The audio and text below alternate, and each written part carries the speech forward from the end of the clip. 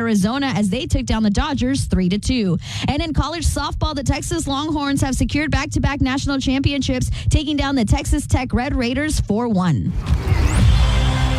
Live from the heart of SEC country, this is your daily fix of grit, guts, and gridiron glory. Welcome to the Deep South College Football Show. Bowen, here it goes! Georgia retakes the lead! Breaking down the biggest matchups, the boldest takes, and the deepest rivalries in college football on Tide 100.9 and 1230 AM WTBC. Intercepted! They confused him! Xavier Brown headed the other way!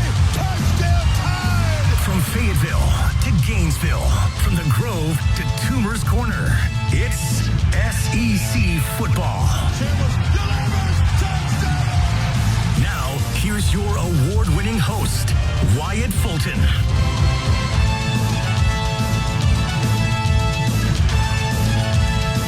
Welcome into a Free-For-All Friday edition of the Deep South College Football Show right here on Tide 100.9 and 1230 AM WTBC, your home for Alabama Crimson Tide sports. We've talked a lot this week about SEC quarterbacks. We're going to continue and wrap up that conversation today here on a Friday edition of the Deep South College Football Show. And it is a Free-For-All Friday. So do you want to talk about, what's going on with the SEC ACC Challenge in men's basketball as that was announced yesterday? We can talk about it. You want to talk about Texas sweeping Texas Tech in the Women's College World Series last night? We can talk about that. But I've got a fun exercise here that we're going to play with the gentleman in the studio here. Sleeper College Football put out this tweet here. We got to build the best lineup possible by using each school only once here and its current players and its current rosters or coaching staffs from this school. So Sleeper College Football put this tweet out a couple of days ago, so we'll talk about that today here on the program. We got Jackson O'Brien hanging out with us here in the studio. Jackson, how you doing, man? I'm doing well. Can't complain. Very warm outside today. Very warm out there today here in beautiful Tuscaloosa, Alabama. But, better. I'd rather take this than the rain because at least, I can go sit outside and, read a book, hang out just outside with some friends and things like that. So going to be a fun show today here on the Deep South College Football Show on a beautiful but warm Friday here in Tuscaloosa, Alabama. We talked about the SEC quarterbacks here yesterday and on Tuesday. We'll wrap up that conversation today and we'll start in Baton Rouge with LSU. Sam Leavitt, the starting quarterback for the LSU Tigers here after spending the last couple of seasons at Arizona State. Remember, he was the starting quarterback for Arizona State when the Sun Devils made the college football playoff. And in that 2024 season, 2,885 yards, 24 touchdowns, 6 interceptions. Last season for the Sun Devils, though, 1,628 yards, 10 touchdowns to 3 interceptions, 306 yards rushing, and 5 rushing touchdowns for Sam Leavitt. Had a foot injury that kind of limited him during last season.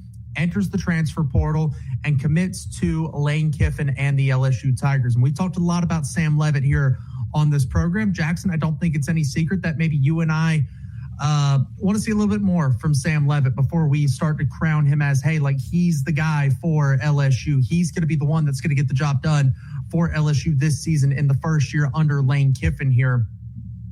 And I think that's, he's a good player. He obviously would not be a Division I college football quarterback if he wasn't a good player. But can he elevate LSU to that next level? LSU's got a lot of hype, got a lot of attention on them right now as the Tigers are currently, let's see here. What are their odds to win the SEC championship here in 2026 here? I should have had this pulled up.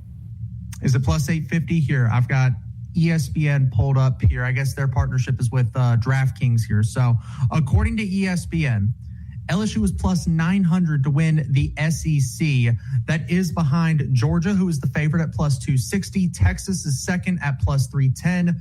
You've got a wide gap between the next set of teams here. Texas is plus 310 at second place. Texas A&M and Alabama are tied in third at plus 850. LSU plus 900. So can Sam Leavitt elevate LSU to a point that they can compete for that SEC championship? Jackson, you and I kind of share the same sentiment here. We're a little more bullish on Sam Leavitt. We don't know that he is the guy that can take LSU to that next level here when you look at what Lane Kiffin can do. Yeah. what it really comes down to is the mesh and the gel between the rest of that offense. We saw Sam Leavitt last year kind of take a step back in terms of production and efficiency at Arizona State.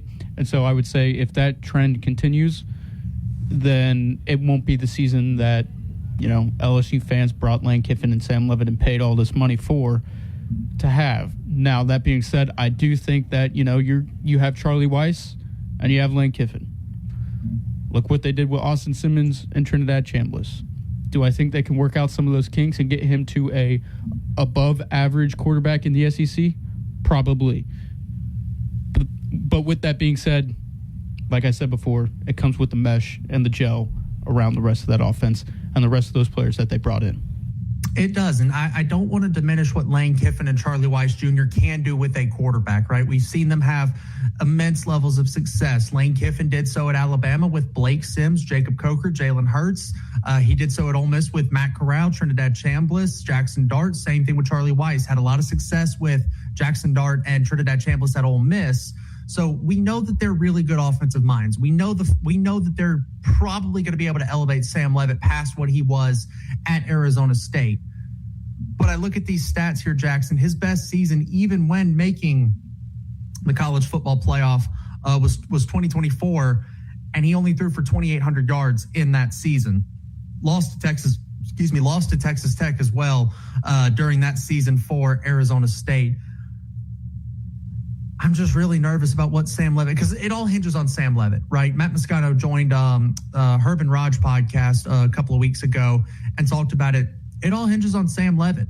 Could this, if he doesn't, if he's not ready to go, or if he doesn't take that next step that you kind of expect him to take with Lane Kiffin and Charlie Weiss at the helm there, LSU could be, anywhere from 7-5 to, if he does take the step and LSU does kind of put some pieces together on the offensive side of the football, are we looking at an 11-1 season for the Bayou Bengals? So it's a wide range of possibilities right now for LSU. I think they fall probably somewhere in the middle. I highly doubt they hit that ceiling of 11-1. I also highly doubt they hit that floor of 7-5.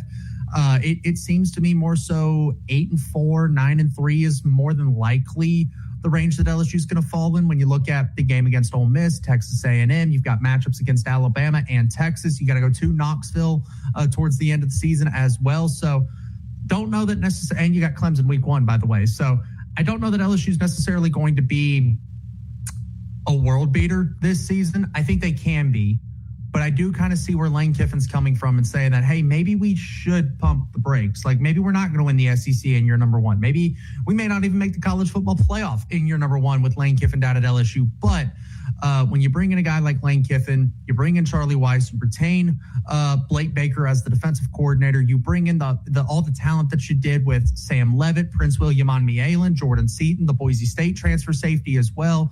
When you bring in guys of that caliber, Jackson, you're not given the luxury of saying, well, maybe we should hold off on the expectations. No, when you bring in guys like that, the expectations, they're coming hot and heavy, and whether or not you're ready for them, you're going to face a lot of scrutiny this season if LSU doesn't have the year that a lot of people expect them to.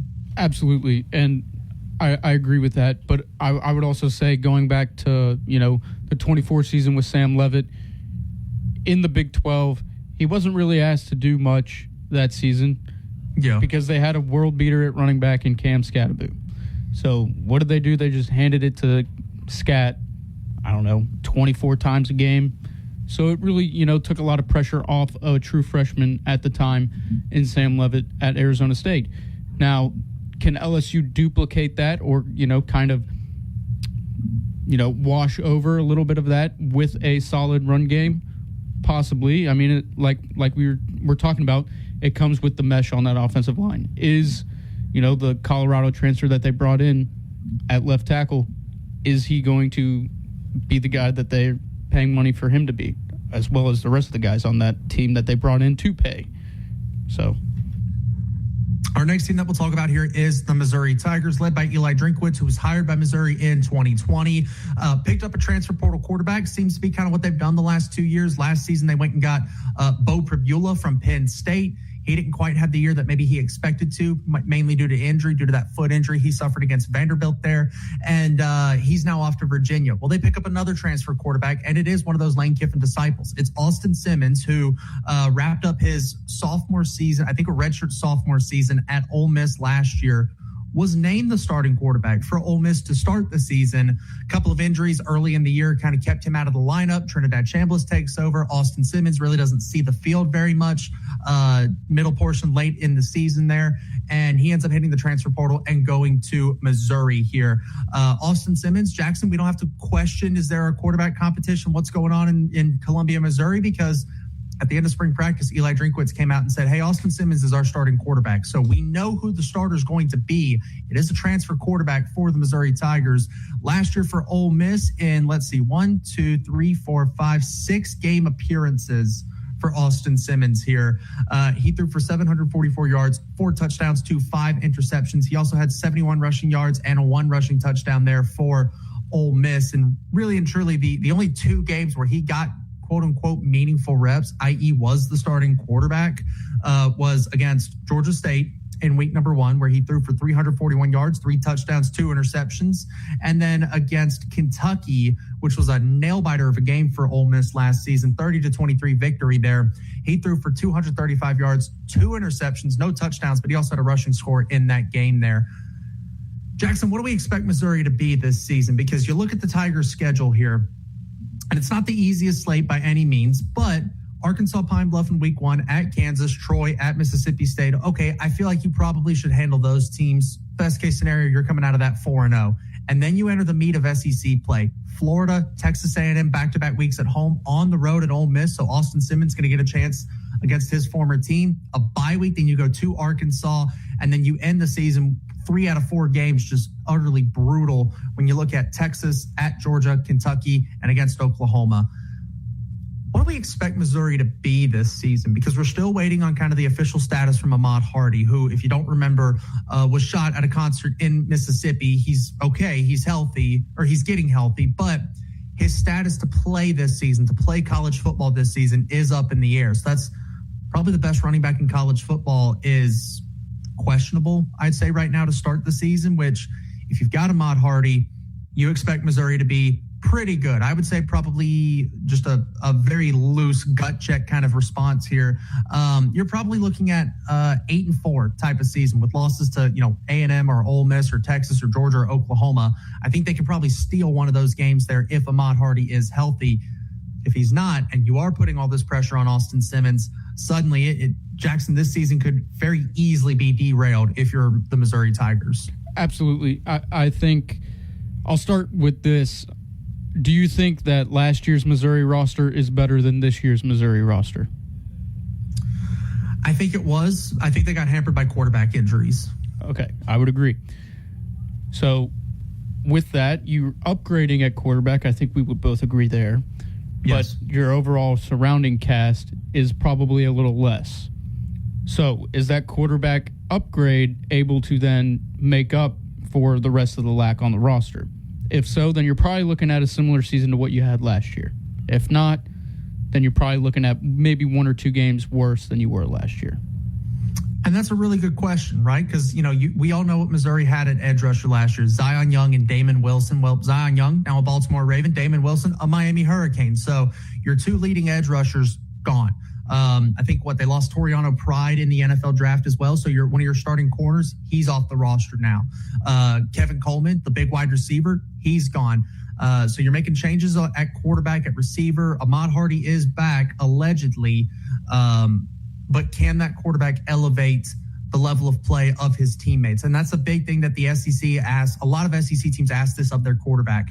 Can you elevate the play of everybody else around you? So that's kind of the question for Missouri this upcoming season. For the record, I think Austin Simmons has got the smarts to do it, right? I mean, he was a college graduate at 19 years old. He was the quarterback of Lane Kiffin's offense there for the first couple of weeks of the season, outright won that job over Trinidad Chambliss. So you look at the battle and you think, okay, we think Austin Simmons is all this, but we haven't really gotten to see a ton of him. Came in, looked pretty good against Georgia in 2024 when Jackson Dart missed a couple of drives due to injury. Came back in that game, though.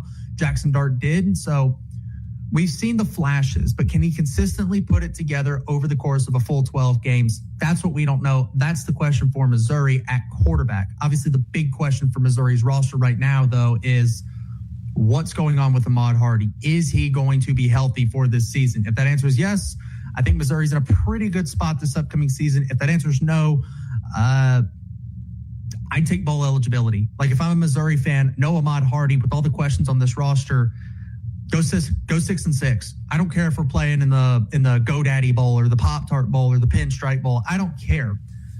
But if you don't have the best running back in college football, I think it really, really kind of derails what your season's going to look like if you are the Missouri Tigers here. We'll go ahead and take our first time out here, and on the other side, we'll keep rolling through this conversation of SEC quarterbacks as we get to one of my favorite guys here next, John Mateer and the Oklahoma Sooners. What's going to happen in Norman? We'll talk about it on the other side here. Tide 100.9 and 1230 AM WTBC, your home for Alabama Crimson Tide Sports. From South's finest meats and vegetables on 10th Avenue in Tuscaloosa, where 100% quality and freshness at family prices is guaranteed. Call 205-345-5988. Coming up on The Game with Ryan Fowler. Coming up on the Friday edition of The Game, we're going to get you ready for a free-for-all Friday edition. We'll talk to Brent Beard. We'll talk with one of the legends of Alabama Crimson Tide baseball. Recruiting is on our mind. Another big weekend for Kalen DeBoer and company. We'll do that starting at 2 p.m. Presented by Brian Harden Construction on the Friday edition of The Game on Tide 100.9, 1230 WTBC, your home of Alabama Crimson Tide Sports.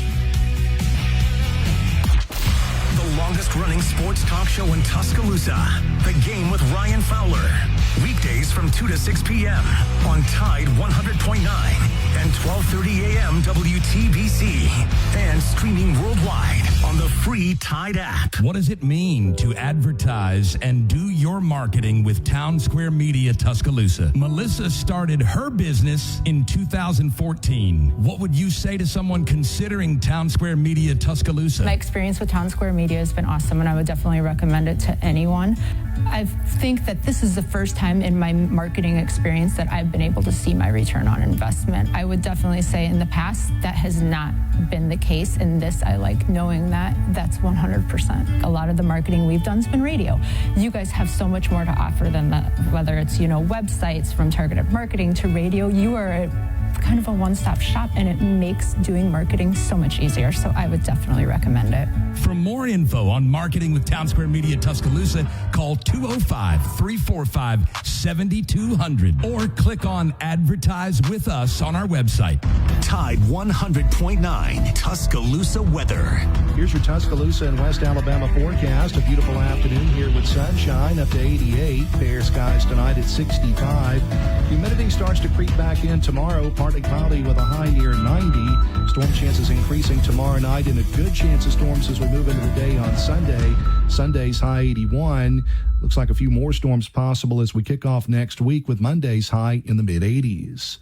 Richard DeWetting at the Weather Channel for Town Square Media Tuscaloosa. It's 88 degrees in Tuscaloosa. Tide 100.9. For more coverage of Alabama football, visit us at Tide100.9.com or download the free Tide 100.9 app. The Crimson Tide will not be denied.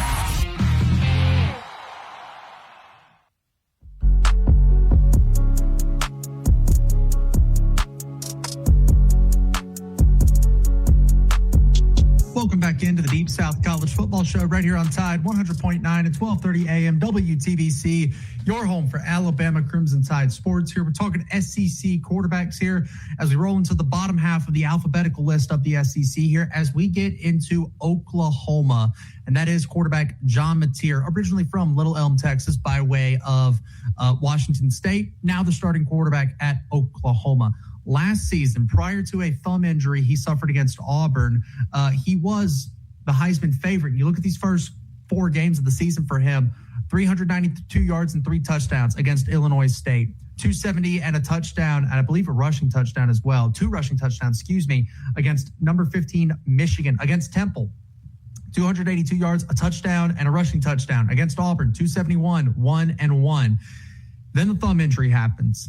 He comes back for the Red River Shootout against Texas, 202, 3 interceptions. not a great day. And he really just wasn't the same guy that he was early in the year after that thumb injury. And then even worse, he had a knee injury kind of derail him a little bit. I think he suffered that knee injury against Ole Miss, if I'm not mistaken. I know Jay, our guy from Locked On Sooners and Unfair Sports, kind of helped us out here with the timeline of that injury last time we spoke with him. But overall, for John Mateer last season, 2,885 yards, 14 touchdowns, 11 interceptions, 431 rushing yards, and 8 rushing touchdowns. The Sooners went 10-2. Only regular season losses coming to Texas and Ole Miss. But you look at their schedule this season here, right? John Mateer, you expect him to be healthy again. They've revamped that running attack. You at least think they have. If you look at the Oklahoma rushing attack there, they brought in a couple of big key guys at wide receiver, and Parker Livingston, and I completely just blanked on his name. I think it's Trell Williams, the wide receiver transfer from Virginia, but also retained Isaiah Satania, who's the leading returning receiver in the SEC. You look at the schedule for Oklahoma: UTEP, at Michigan, New Mexico to open the season. Then they go to Georgia. A second ever matchup between Oklahoma and Georgia. The first one was that immaculate playoff game in the Rose Bowl back after the 2017 season, After the 2017 season, the game was played on New Year's Day in 2018 there. Texas in the Red River Shootout after a bye week. Kentucky at Mississippi State, South Carolina at Florida, Ole Miss, Texas A&M, and ending the season at Missouri to round out the 2026 schedule here for Oklahoma. Jackson, John Mateer last year was phenomenal to start the season, was the Heisman favorite coming out of that game against Auburn. For about 24 hours, it was all sunshine and rainbows in Norman, Oklahoma. And then you took a sledgehammer to the hopes and dreams of Oklahoma fans with the thumb injury for John Mateer. Still had a pretty good season though, 10-2, made the college football playoff. You were up by 17 on Alabama in the playoff game, and then just couldn't really do anything after that point. That's not true. They ended up scoring another touchdown, missing 2 field goals. So you had a chance to tango with the Crimson Tide, but couldn't quite get the job done in the Palace on the Prairie there in Norman, Oklahoma. Jackson, what do we expect out of John Mateer this season? Ben Arbuckle back. He kind of helped that wide receiver room a little bit. Big question for Oklahoma's offensive line. But if that continues to be a question, John Mateer is a pretty good quarterback when you look at making plays off platform. Absolutely. Really, like you said, I think if we can get Mateer back to form, I think Oklahoma is probably a playoff team. I think they lose maybe 2 games at most, because I look at the Georgia game and I look at the Texas game. Mm-hmm. Probably your only 2 games where you're unfavored. The rest of the way, I think, Mateer is just that. I mean, he was your Heisman favorite going into the season last year. He was your guy up until that thumb injury. And hell, he might be my guy again this year. Right. So I definitely think it's there. And with Venables as your head coach, you're always going to have a stout defense, very similar to, Kirby over there in Athens. So the real question is, the pass catchers, are they going to continue to grow and be sustainable efficiently? And then the run game, can they improve in the run game? And that all stems from the offensive line. But like you said, Mateer has that ability to make a little magic back there in the backfield if, pass pro breaks down a little bit.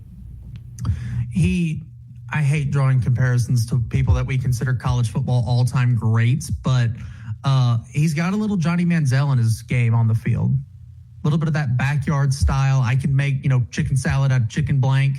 He can make magic out of nothing. It's what it seems like with John Mateer. We saw it in Tuscaloosa in that matchup between the Tide and the Sooners there in the regular season there. So, but to me, that game, or this year for Oklahoma, you don't really get many breaks, right? You start easy, you go to the big house. You get another easy game, you go to Athens. You get a bye week, you go to Dallas for the Red River Shootout. You get an easier stretch with Kentucky State, South Carolina, and then 3 of your final 4 games, again, at Florida.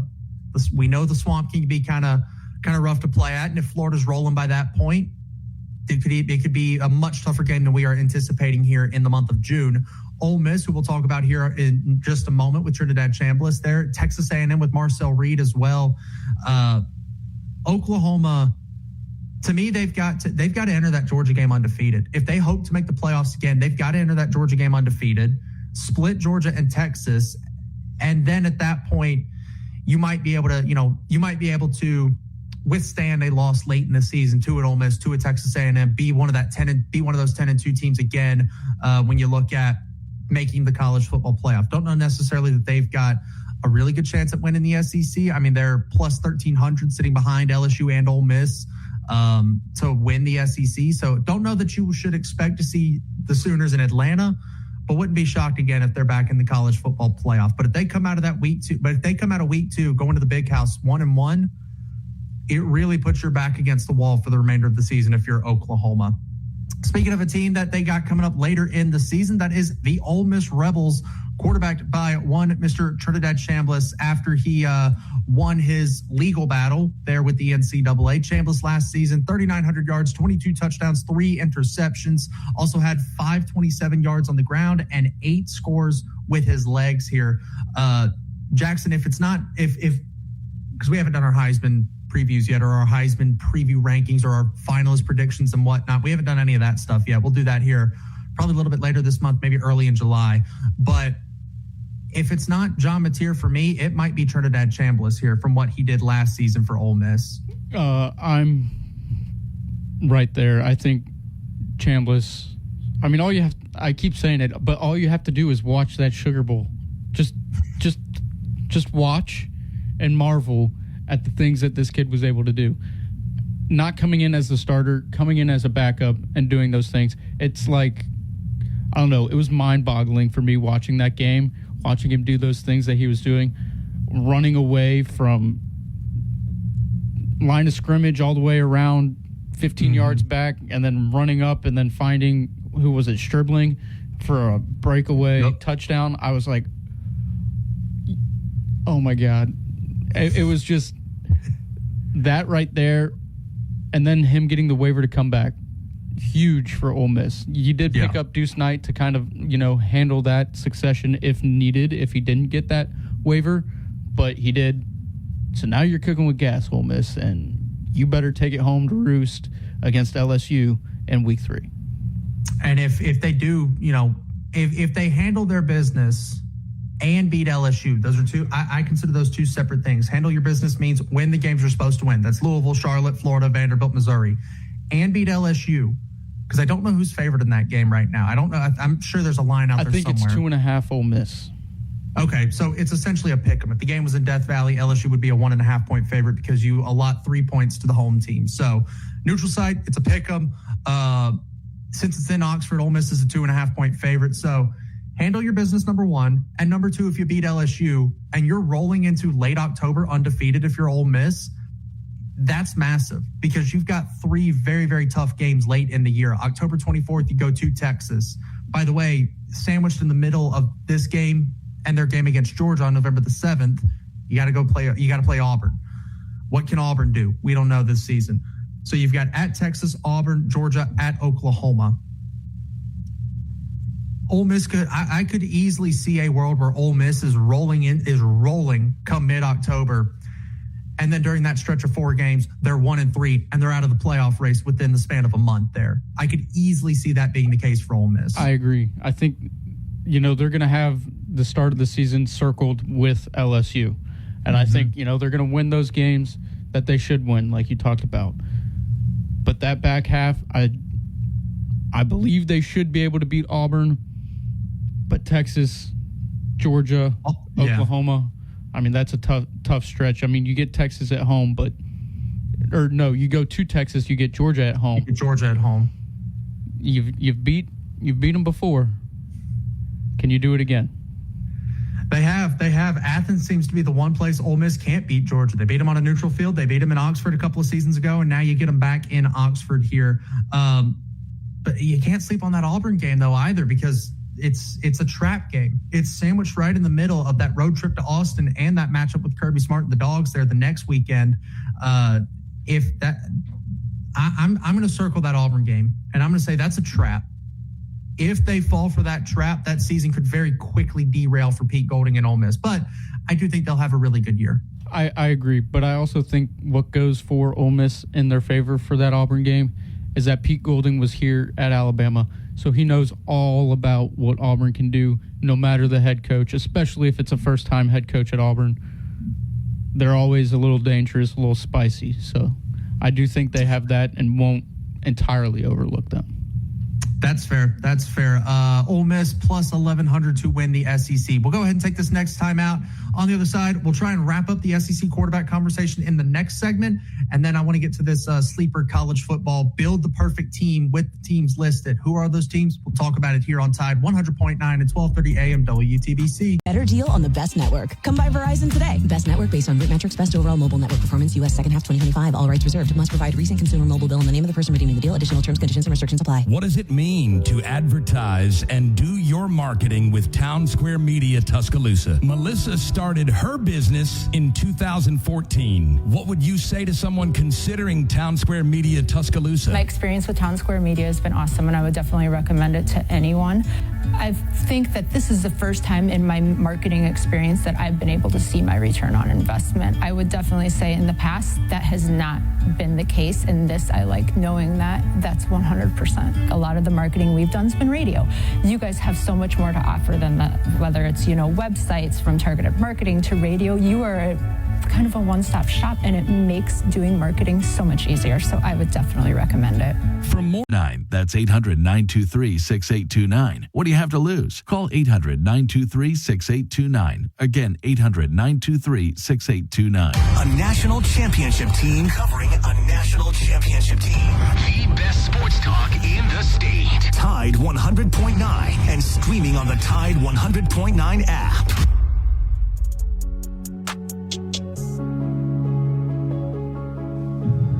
South Carolina is returning a quarterback that a lot of us here in the SEC know and understand. That is Lenore Sellers, 2,400 yards last season, 13 touchdowns, 8 interceptions, 270 rushing yards, and 5 scores for the Gamecock signal caller. Bit of a dip from his 2024 season when he led South Carolina to that 9-3 season, just on the outside of the playoff field there. 2,500 yards, 18 touchdowns, 7 interceptions with 674 yards and 7 touchdowns on the ground from Lenore Sellers in 2024. 2025, a little bit of a regression there for Sellers there. Not the easiest schedule. You got Alabama, you go to Bama, to Florida, to Oklahoma.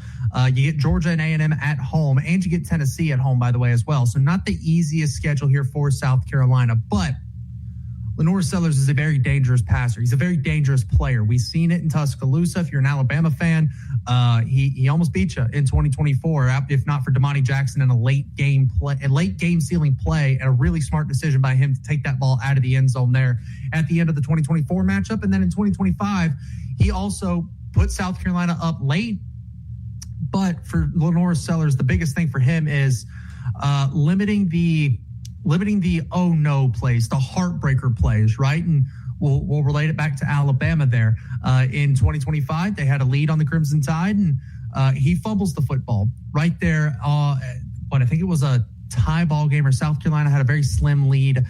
He takes a quarterback draw up the middle, fumbles the ball. Alabama jumps on it, and that led to Jeremy Bernard's game-winning touchdown run for the Crimson Tide out of the Wildcat. And then he took a sack by Keon Keeley, and the ball game was over, right? He also made a couple of plays in that Texas A&M game after being up by 30 points to allow the Aggies to make their big comeback there in College Station a season ago. So for Lenore Sellers, it's, can we continue to see the peaks without getting the valleys that have come with it over the last 2 seasons? Being more consistent, I think, is a big point of concern for Lenore Sellers. And they've gotten him help, right? They got rid of Mike Shula as offensive coordinator, which is the best decision they could have possibly made with Mike Shula.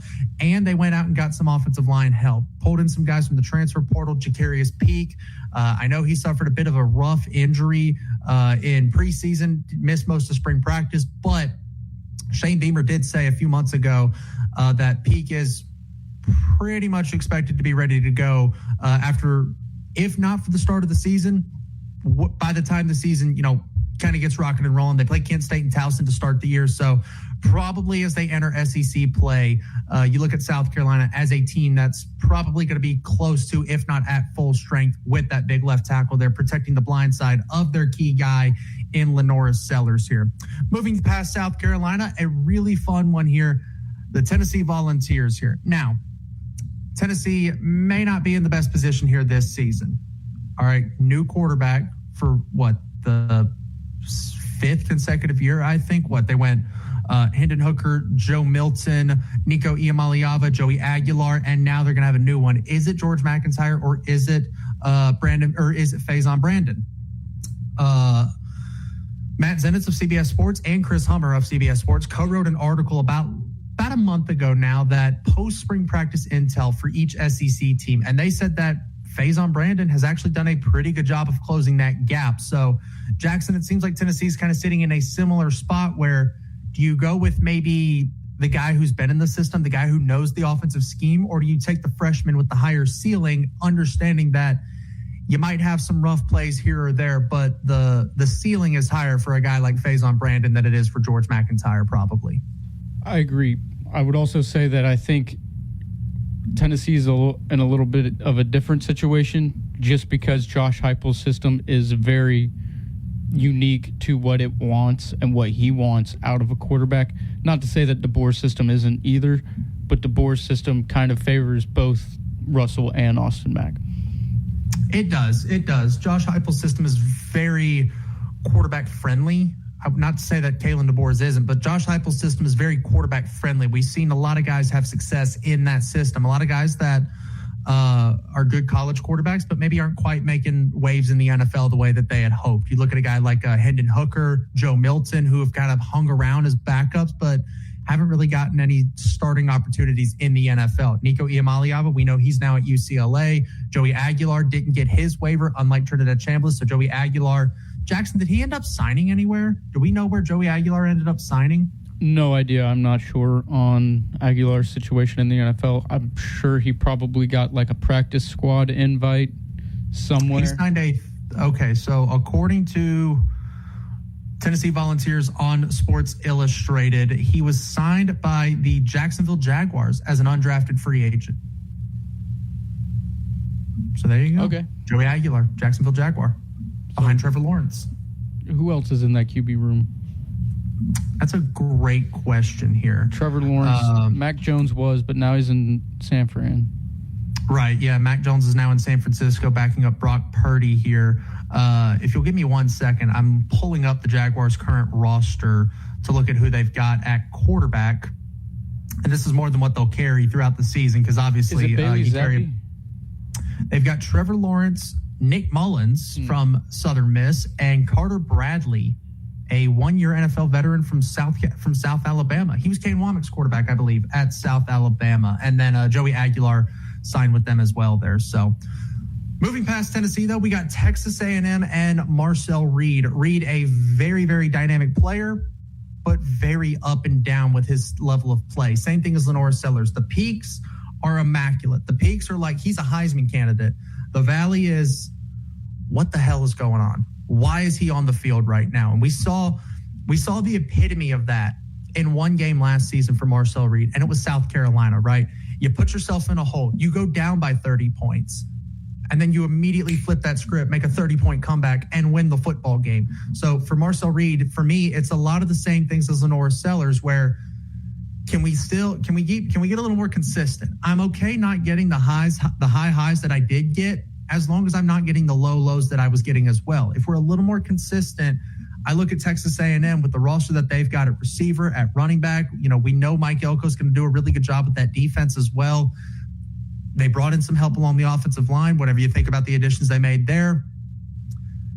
If we can get a little bit more consistency from Marcel Reed, tough games with LSU, going to LSU, going to Alabama, you go to Oklahoma as well, and then, of course, you get Texas at the end of the year. Jackson, it's been a comedic standpoint at this point that Texas A&M brings in all this talent, right? They get all the talent in the world, 5-star after 5-star after 5-star, just to go 8-4. Texas 8-4 was the moniker of that program under Kevin Sumlin and Jimbo Fisher. But it seems like Mike Elko has started to maybe shake that label a little bit. However, I do want to point out that they played, out of the 8 SEC games they played last season, 7 of them finished in the bottom half of the SEC. The one game that they played that was not a bottom half SEC team was Texas, and they lost by multiple scores. So do we really know what Texas A&M is at this point? They also, were in a rock fight with Notre Dame and lost to Miami in the first round of the playoff last season. So I think Mike Elko is the right guy. I think he's got them trending in the right direction, but do we really know what Texas A&M is at this point? I'd argue that I could see an argument for that answer being no. We have no idea what Texas A&M is right now.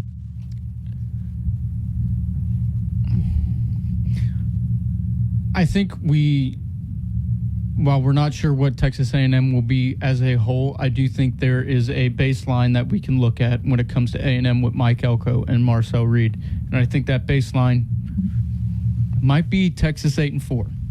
It might be that's their floor, and their ceiling is probably, again, 11-1. But that all comes down to, like what you said, the stability that we get, the range of play that we get from Marcel Reed, the high highs and the low lows. If he can knock away those low lows or even bring that low low up to a mid low and have high highs, I think they'll be pretty set. If I'm a Texas A&M fan, and I know not many Texas A&M fans want to talk about 8-4 or the Jimbo Fisher years or anything like that. If I'm a Texas A&M fan and I'm told, hey, your floor is now that 8-4, and people are going to get their jokes off for a year, but that's your floor now is 8-4. Your ceiling, you're looking at 11-1, which will always put you in the college football playoff at this point. You're looking at, maybe competing for an SEC championship, maybe winning a couple of playoff games here. If I'm an A&M fan and I hear your floor is 8-4, I'm taking that to the bank. I'm more than happy if that's the case here. And if I am Texas A&M, we'll stay in the Lone Star State here as we'll talk about Arch Manning and the Texas Longhorns right here. Manning last season got the starting nod for the first time in his career as a full-time starter. He was the starter in spurts in 2024 when Quinn Ewers was down, but he's got the full-time nod now and had it last season. Didn't have the debut that he wanted, right? Didn't have the starting debut that he wanted. Lost that game to Ohio State. Didn't really play his best early in the season here, but he rounded out really well at 3,100 yards, 26 touchdowns, 7 interceptions here. His stat line towards the end of the season looked so much better than what it did at the start when you look at playing meaningful competition, right? Ohio State, 170, a touchdown, an interception. He also had 38 rushing yards in that game. Against Florida in a loss, 263, 2 touchdowns, 2 interceptions. In a win against Oklahoma, 166 and a touchdown. But then you start to get later in the year against similar competition level, right? I think, Vanderbilt was better than Florida last season. Vanderbilt was a top 15 team last season. Even struggled like at the end of the next week after Red River, right? Against Kentucky, 132, no touchdowns, no interceptions. But then you really started to see him turn that corner, right? Mississippi State, 3 touchdowns and a rushing touchdown. Vanderbilt, 3 touchdowns, no turnovers. Georgia was another step back in the wrong direction, but Georgia did that to damn near everybody last season, so we won't really hold that against him. And then he explodes against Arkansas, 389 and 4 touchdowns and a rushing touchdown, 5 total against the Razorbacks. Against Texas A&M in the Lone Star Showdown there, 179, a touchdown and a rushing touchdown. Against Michigan, we really saw him take that next step against the Michigan Wolverines. 221 and 2 touchdowns against the Wolverines, as well as 155 rushing yards and 2 rushing touchdowns here. You add Cam Coleman, you add Hollywood Smothers, you add Raleek Brown, you add a tight end via the transfer portal as well. This is the money year for Texas, and it is a much tougher schedule than what they've had in the past. Ohio State on the road against Tennessee, Oklahoma, Ole Miss, at LSU, at Texas A&M. So some really tough games on this Texas schedule. When you look at the peak of the schedule, it's Ohio State, it's Oklahoma, it's at LSU, it's at Texas A&M. But this feels like it has to be the money year for Texas with Cam Coleman, Hollywood Smothers, Raleek Brown, Arch Manning, Colin Simmons, all those guys. They're getting paid a lot of money, as every primetime player is in college football nowadays. They're getting paid a lot of money. Sark's making a lot of money. At this point, Jackson, this has to be the year for Texas.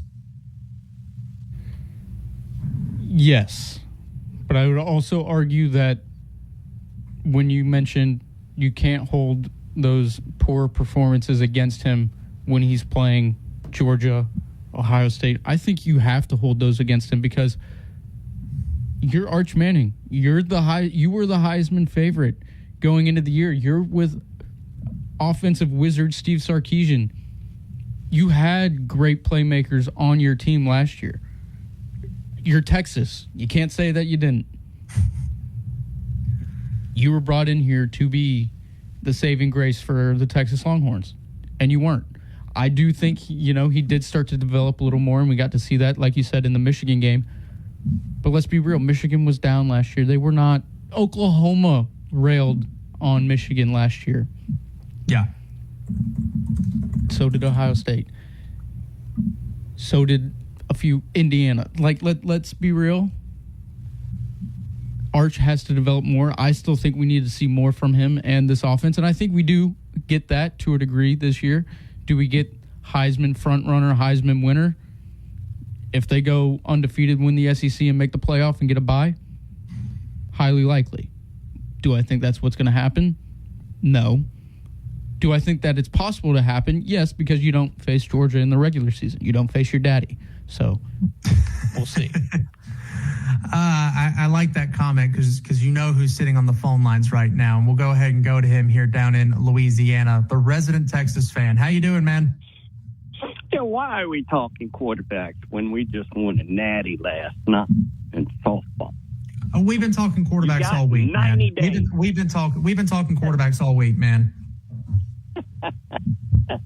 Yes, it's a fair assessment. I get it. We're pushing all the chips to the middle of the table, and this is the year. There's no bones about it.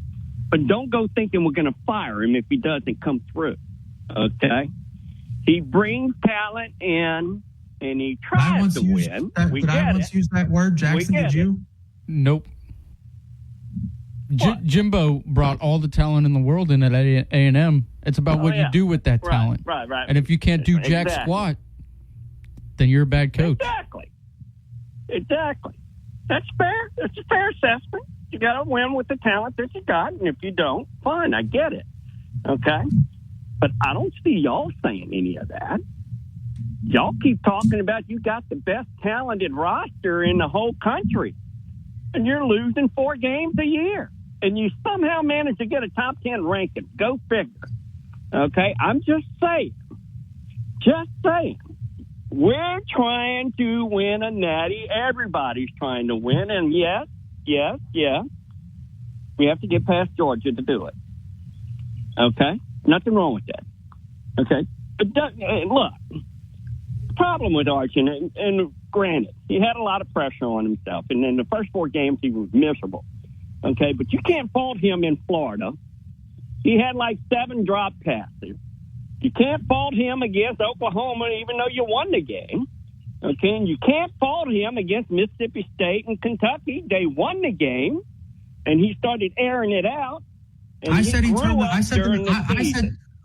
the Mississippi State game was when he turned the corner. Yeah.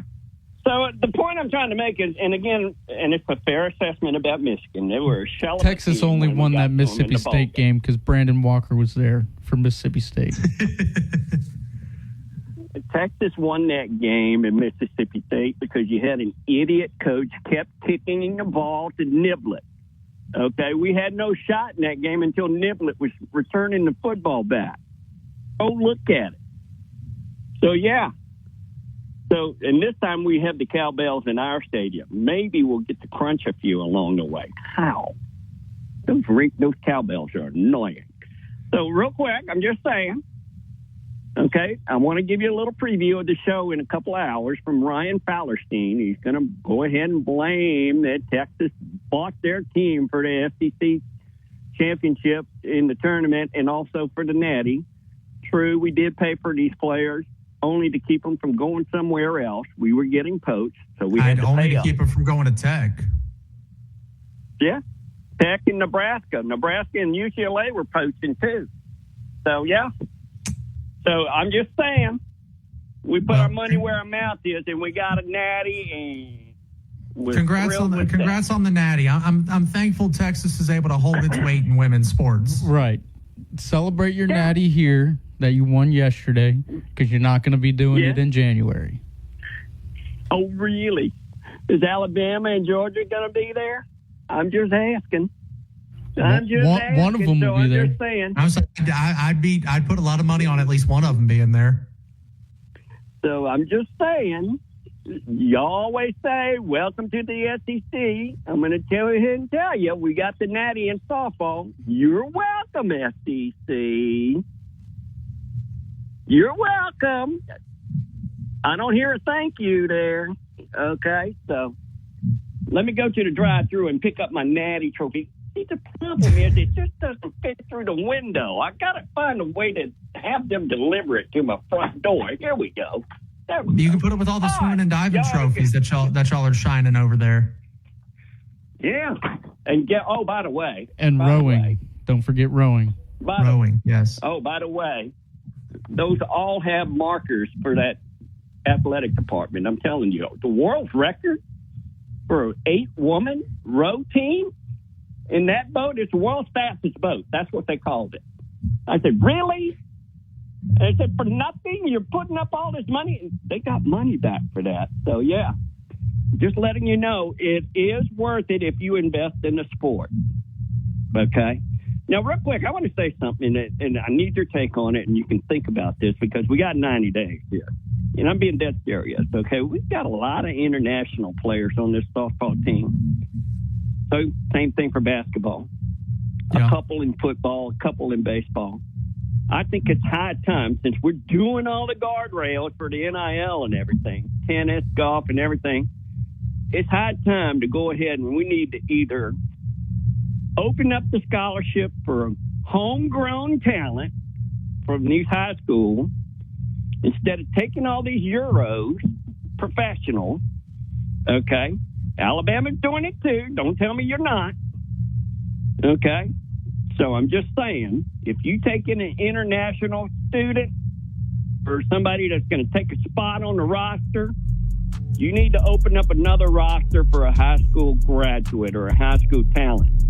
Okay? It's only fair. You're squelching on the opportunity of our homegrown talent, and I had enough of it. So just want your take on it, because it's time. I agree. It is time to let you go. All right, that was our friend down in Louisiana. That'll do it for us today here on the radio side of things. Coming up next, the game with Ryan Fowler on Tide 100.9 at 12:30 AM WTBC.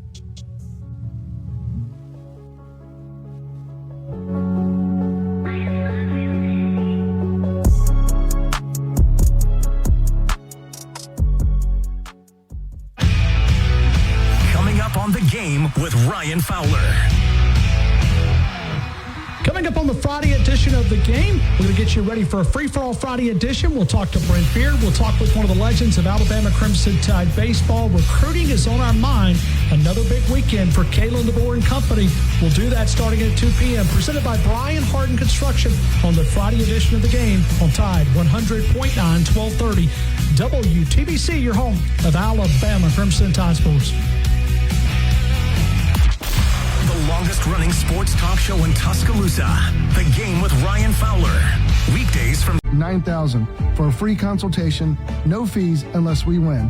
No representation is made that the quality of legal services to be formed is greater than that of other lawyers. What does it mean to advertise and do your marketing with Town Square Media Tuscaloosa? Melissa started her business in 2014. What would you say to someone considering Town Square Media Tuscaloosa? My experience with Town Square Media has been awesome, and I would definitely recommend it to anyone.